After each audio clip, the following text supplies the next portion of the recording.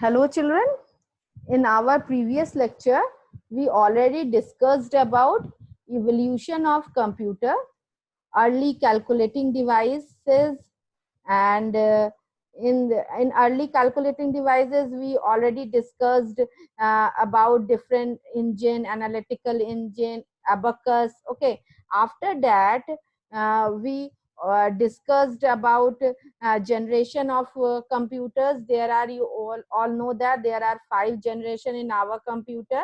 Okay, uh, and now we are going to discuss about types of computer.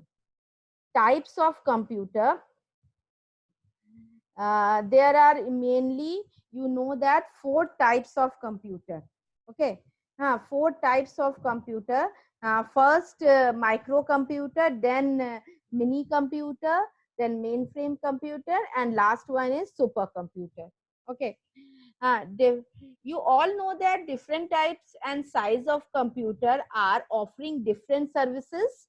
आपको पता है कि different types के कंप्यूटर और डिफरेंट साइज के कंप्यूटर हमको अलग अलग सर्विस प्रोवाइड करते हैं। ठीक, तो मैं कंप्यूटर को आपको उस तरह से कैटेगराइज कर रही हूँ जिस हिसाब से उनका प्रोग्रेस हुआ।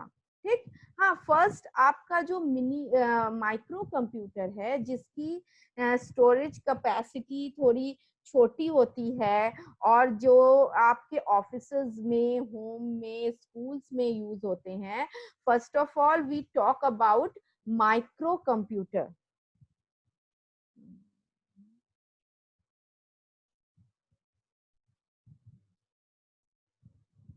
Microcomputer, hear that. Okay, microcomputer. Desktop computer, laptop computer, smartphones are all types of microcomputer. हाँ, ये जो डेस्कटॉप कंप्यूटर है जो डेस्क पे रख के, यहाँ पे आपका फिगर है, देखिए पिक्चर दी गई है, डेस्कटॉप कंप्यूटर। देन लैपटॉप्स हैं, टैबलेट्स हैं, स्मार्टफोन्स है, these are types of micro computer. ठीक, हाँ, the micro computer are specially design for general uses. आपको पता है माइक्रो कंप्यूटर स्पेशली किसके लिए बनाया गया? जनरल यूज के लिए। General use mean education field, entertainment field, work purpose के लिए माइक्रो कंप्यूटर का मतलब इन बनाया गया था। These computer are cheapest among the other types of computer. ये कंप्यूटर दूसरी टाइप ऑफ कंप्यूटर से क्या थे? थोड़े सस्ते थे। एंड माइक्रो और क्या था इसकी कैरेक्टरिस्टिक? और क्या था कि micro computer are widely used and fastest growing computer. Micro computer बहुत तेज काम करने वाला और बहुत फील्ड में, बहुत अलग अलग फील्ड में काम करने वाला कंप्यूटर था। ठीक, और ये, और आपकी बुक में क्या है, इसको पर्सनल कंप्यूटर भी बोला जाता है बिकॉज इसका हम घर पे पर्सनल यूज के लिए, और ये क्या एक काम और करता है, it is a single user. हाँ, मतलब इसको एक ही पर्सन हैंडल करता है। It is a single user computer, मतलब एक पर्सन ही इसको हैंडल करता है, एक साथ 10 लोग इसको हैंडल नहीं करते। तो ये माइक्रो कंप्यूटर की स्पेशलिटी थी। Then we move on mini computer. इसके बाद आपका मिनी कंप्यूटर आता है जिसमें माइक्रो कंप्यूटर से स्टोरेज कैपेसिटी इसकी ज्यादा होती है। और मिनी कंप्यूटर का use basically it's use in small businesses and firms. छोटे बिजनेस और फर्म में इसका यूज होता है। It is not a single user computer. ये सिंगल यूजर नहीं होता है। क्यों नहीं होता? ये तो बात है कि आप किसी फर्म या बिजनेस में इसका यूज करेंगे तो कोई फर्म या बिजनेस एक पर्सन के लिए नहीं होता है, उसमें कई सारे लोग मिलके काम करते हैं। तो ऑब्वियसली ये सिंगल यूजर नहीं है, ये मल्टी यूजर है, मतलब उसको कई लोग मिलके यूज करते हैं। और इसमें क्या था, mini computer contain more one और मोर प्रोसेसर। हाँ, और it is a multi processing and multitasking. हाँ, इसमें एक साथ कई काम हो सकते हैं, ये काम माइक्रो में भी हो सकते हैं, और इसमें एक से ज्यादा प्रोसेसर का यूज किया जाता है। ठीक है। और देन उसके बाद आपका आता है main frame computer. Main frame computer क्या है? ये आपका सुपर कंप्यूटर के जैसे पावरफुल नहीं है, बट ये आपका माइक्रो और मिनी से आपका ज्यादा पावरफुल है।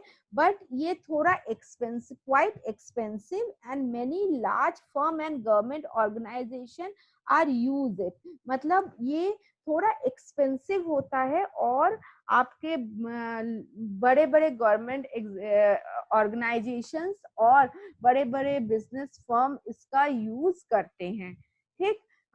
और ये सुपर कंप्यूटर के जैसे उतना पावरफुल नहीं होता, बट इनके इसमें आपका स्टोरेज कैपेसिटी भी आपकी ज्यादा होती है, और इसमें आपका एक छोटी कंपनी नहीं, ये बहुत लार्ज कंपनीज इसका यूज करते हैं। ठीक। It support multi user environment where many users can work simultaneously. मतलब इसमें मल्टी यूजर, मतलब एक साथ एक एनवायरनमेंट में बहुत सारे यूजर काम करते हैं, और it provide good processing speed, large storage and space. ये इसकी स्पीड बहुत अच्छी होती है, स्टोरेज बहुत ज्यादा होता है, और बड़े स्टोरेज, मतलब काफी चीजें इसमें स्टोर करके रख सकते हैं, और स्पेस भी इसमें होता है। ठीक। देन लास्ट हमारा आता है सुपर कंप्यूटर। अब सुपर कंप्यूटर आपका क्या है? सुपर कंप्यूटर है आपका मोस्ट पावरफुल कंप्यूटर होता है।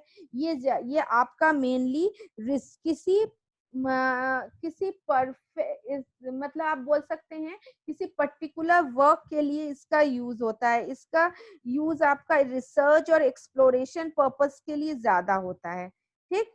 और इसमें मतलब इसका प्रोसेसिंग स्पीड ज्यादा होती है, ये बहुत एक्सपेंसिव होता है। सपोज वेदर फोरकास्टिंग हो गया, साइंटिफिक कोई रिसर्च हो गया, इन सब में आपका सुपर कंप्यूटर का यूज किया जाता है। ठीक है।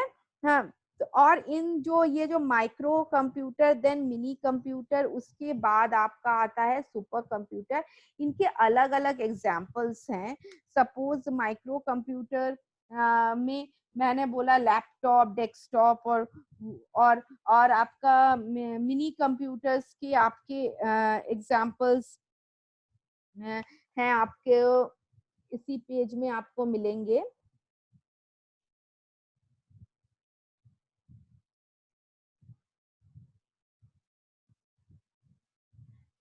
मिनी कंप्यूटर का एग्जाम्पल है IBM ZC, sorry, mini computer का एग्जाम है PDP second, and main frame का एग्जाम्पल है IBM Z series, and super computer का एग्जाम्पल है मिहिर, और आपका पेराम। ये सब आपका सुपर कंप्यूटर का एग्जाम्पल है। ठीक है।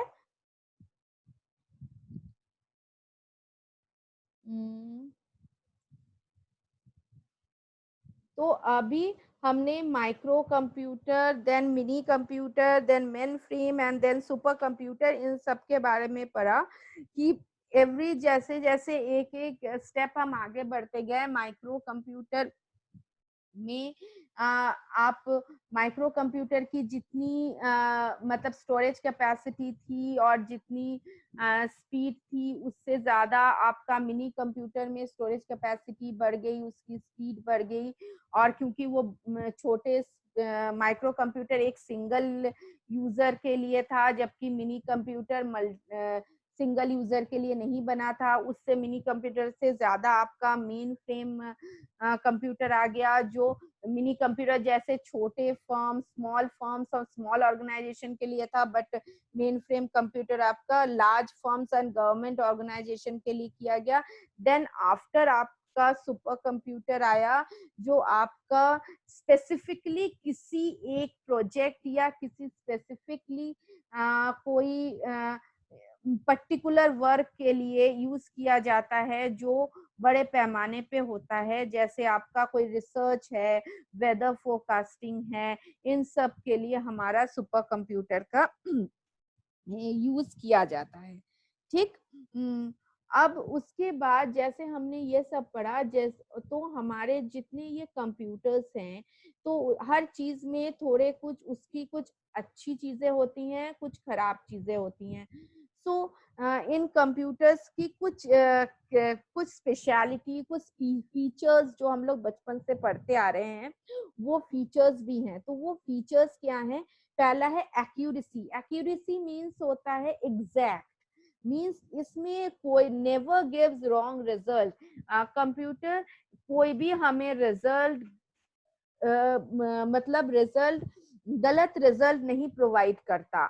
हाँ, जो भी हम इंस्ट्रक्शन इनपुट या जो भी हम इंस्ट्रक्शन देते हैं उसी के बेसिस में रिजल्ट प्रोवाइड करता है। गलत तभी होता है जब हम उसमें इनपुट ही गलत करते हैं।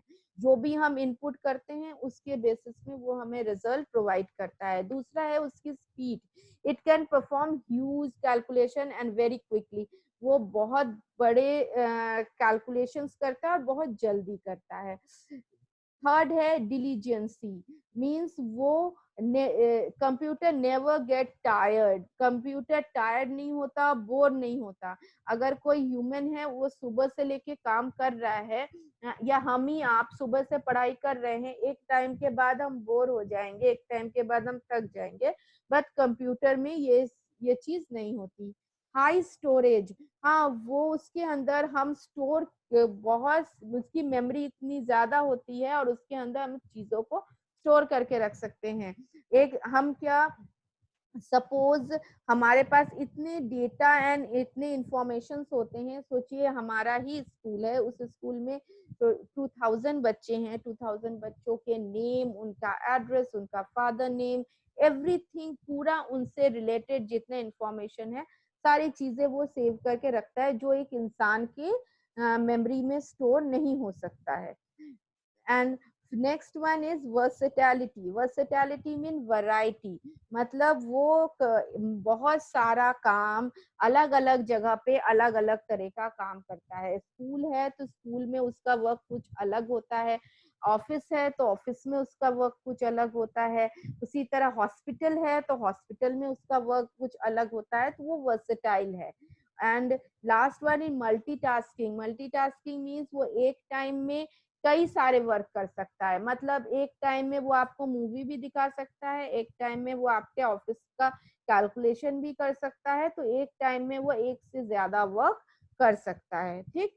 तो कंप्यूटर की कैरेक्टरिस्टिक में कौन कौन से पॉइंट है? Accuracy, speed, diligence, high storage, versatility and multitasking. Okay. तो जहाँ कुछ किसी चीज की अच्छाई होती है तो वहीं पे उसका कुछ एक माइनस पॉइंट, मतलब उसके कुछ डिसएडवांटेज भी होते हैं। तो वो डिसएडवांटेज क्या है, तो उसको डिस्कस कर लेते हैं। मतलब डिसएडवांटेज मीन्स उसकी लिमिटेशन क्या होती है। लिमिटेशन ये होती है, it does not work and on its own, वो अपने से काम नहीं करता, उसको जो हम इंस्ट्रक्शन देते हैं उस बेसिस पे वो काम करता है। It need to be instruct about every and each step has to perform. उसको हर स्टेप में उसको इंस्ट्रक्ट करना पड़ता है। It can not take decision on its own, वो अपने से कोई डिसीजन नहीं ले सकता है। ठीक है। तो ये इसका लिमिटेशन होता है, बट इन लिमिटेशन के बावजूद उसके एडवांटेज हमें कई ज्यादा है। ठीक है। आज हमारा चैप्टर यहीं पे फिनिश होता है। We quickly recap what we learned in this chapter. First of all, we learned early times people use fingers, stone and bones for calculation. Later on, abacus was developed, the first calculating device. Second thing, we learned Charles Babbage considered as the father of computer. Okay.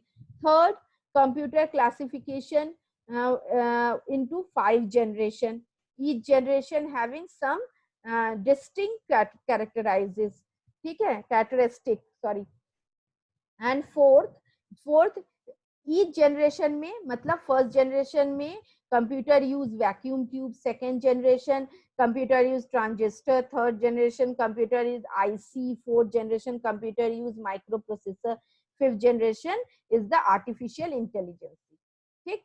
And artificial intelligence means the computer thinks like human and it takes decision like a human, and it translate the language also, okay? And last one is classification of computers. How then computer can classified four types. First one is microcomputer, then mini computer, then mainframe computer, then supercomputer, okay? And micro computer हम लोग घर पे जो use करते हैं, this is called micro computer, and it also classify desktop, laptop and tablet और smartphone, okay. तो यहाँ मेरा आज ये चैप्टर बेटा फिनिश होता है। हाँ, तो मैं इसके बेसिस पे मैं अभी आपको असाइनमेंट प्रोवाइड करूंगी। I will give you the assignment. हाँ, असाइनमेंट मैं बोल देती हूँ बट मैं अलग से भी दूंगी। तो सबसे पहले along with date and chapter name you will write 10 hard words in this chapter, and after that you can draw this chart, generation chart, where it is, it is that, ये है। तो उसके बाद आपको ये जो चार्ट है ये ड्रॉ करना है, जनरेशन चार्ट। इसको मैंने लास्ट टाइम भी बोला था पर कुछ बच्चों को कंफ्यूजन था, उन्होंने ड्रॉ नहीं किया है। तो आपको 10 हार्ड वर्ड्स लिखने हैं और इस चार्ट को ड्रॉ करना है। तो इसका मैं पीडीएफ बना के भी भेज दूंगी, जिन बच्चों के पास बुक नहीं है वो पीडीएफ से देख के ड्रॉ कर सकते हैं। तो नेक्स्ट, और अब नेक्स्ट लेक्चर में we will discuss about the question answer in this chapter, okay? Okay, bye bye student.